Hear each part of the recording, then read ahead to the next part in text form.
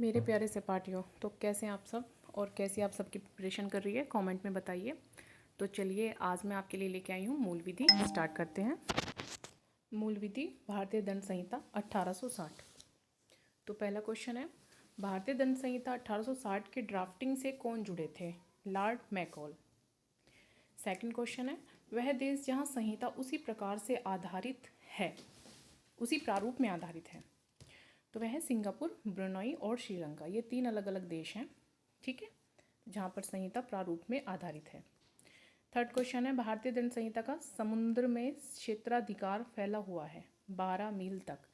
तो ये क्षेत्राधिकार समुद्र में, इसका क्या मतलब है? इसका मतलब है कि जो क्षेत्राधिकार होता है, यानी कि जो समुद्री सीमा होती है, उसके जो कटे फटे तट होते हैं, उसके आधार पर एक रेखा खींची जाती है, यानी कि आधारिक रेखा खींची जाती है। ऐसा कोई सच में रेखा नहीं खींची जाती, एक आधार मानकर एक आधारिक रेखा होती है, और उसी के आधार पर जो ये 12 समुद्री मील है, तो यानी कि जो हमारे प्रादेशिक क्षेत्र माना जाता है, तो वो जो हमारा प्रादेशिक क्षेत्र है वो 12 मील तक का है, ठीक है। तो नेक्स्ट क्वेश्चन है, भारतीय दंड संहिता लागू हुई 1 जनवरी 1862 से।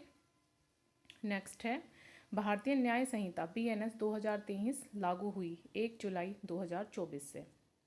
लोक सेवक शब्द की परिभाषा भारतीय दंड संहिता 1860 की कौन सी धारा के तहत है? धारा 21। अनुच्छेद 21 भी बहुत मोस्ट इम्पोर्टेंट होता है, लेकिन वो अनुच्छेद में है और वो पॉलिटी में आएगा। ये मूल विधि है, इसमें धाराएं आएंगी, तो इस चीज़ का आपको बहुत अच्छे से ध्यान रखना है। नेक्स्ट क्वेश्चन है, IPC की धारा 24 में परिभाषित किया गया है बेईमानी को। 24 बेईमानी, 24 लोगों ने बेईमानी की थी।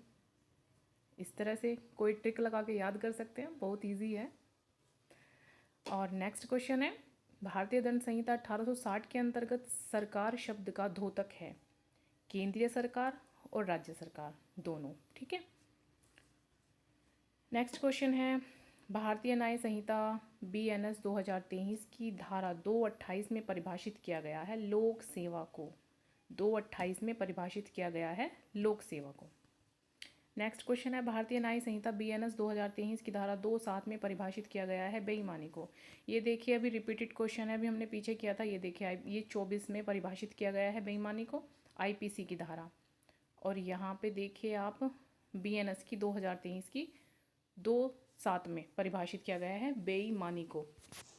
तो यानी कि कंफ्यूज नहीं होना है, BNS IPS दोनों अलग अलग हैं, पॉलिटी अलग है, मूल विधि अलग है।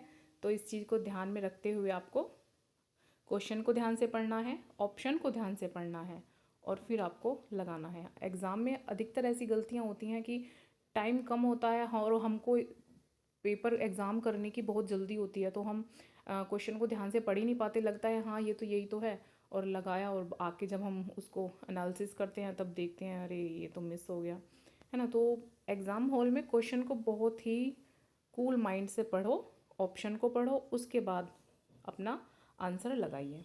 वीडियो थोड़ी भी हेल्पफुल लगी हो तो प्लीज़ लाइक करें, शेयर करें और सब्सक्राइब करना ना भूलें।